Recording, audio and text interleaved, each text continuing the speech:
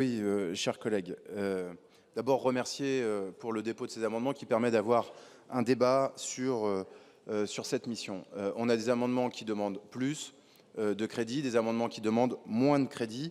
Je redemande le retrait, sinon défavorable, vous dire quelques mots et une réponse complète sur l'ensemble des amendements. D'abord, rappeler le principe d'autonomie budgétaire dans la Déclaration des droits de l'homme, la LOLF, l'ordonnance de 58, comme je le disais tout à l'heure, où chaque institution fixe elle-même son budget. Autrement dit, constitutionnellement, en dehors du Sénat sur lequel nous pourrions décider de prendre d'autres dispositions, nous n'avons pas la main pour décider du budget des autres institutions. Ça, c'est le premier point. Or, il n'y a pas d'amendement spécifique sur la dotation du Sénat. Sur les amendements de réduction, je veux souligner de réduction de crédit, une fois sur le fond. Je veux souligner quelques points. D'abord, rappeler que sur l'ensemble des institutions, il y a aujourd'hui des problèmes de trésorerie.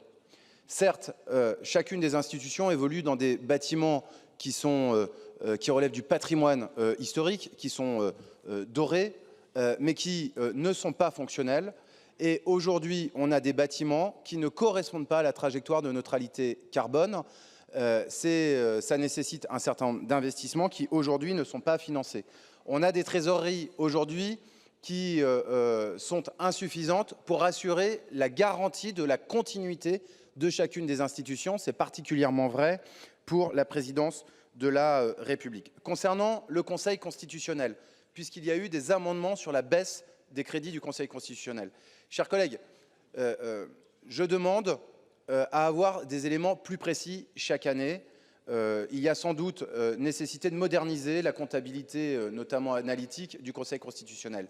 Mais nous avons quand même un certain nombre d'éléments. La masse budgétaire du Conseil constitutionnel a diminué ou va diminuer de 12,5%.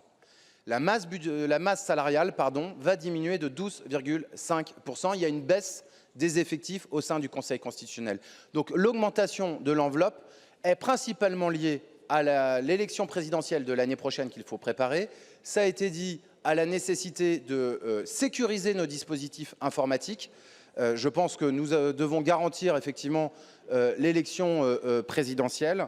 Et à investir dans le bâtiment. Je vous invite à y aller pour voir que ce bâtiment a des besoins. Sur la Cour de justice de la République, je le redis, nous pourrions, et il n'y a des amendements qu'en creux sur cette institution, c'est 1 million d'euros la Cour de justice de la République. Sur 1 million d'euros sur la Cour de justice de la République, il n'y a eu aucun procès l'année dernière. Et il y a un seul dossier en cours d'instruction. Je pense que le débat, effectivement, peut se poser là-dessus. Enfin, sur le Sénat, et notamment sur la question des crédits collaborateurs. Je veux rappeler la faiblesse de la dotation du Sénat. Je rappelle aussi, comme il y a eu un article de presse, que nos caisses sont étanches, que l'enveloppe qui est consacrée au fonctionnement de l'institution est étanche de l'enveloppe qui concerne les sénateurs et les agents de la maison concernant la sécurité sociale et les caisses de retraite. Je pense que c'est important de le souligner parce qu'il n'y a pas de fongibilité entre elles.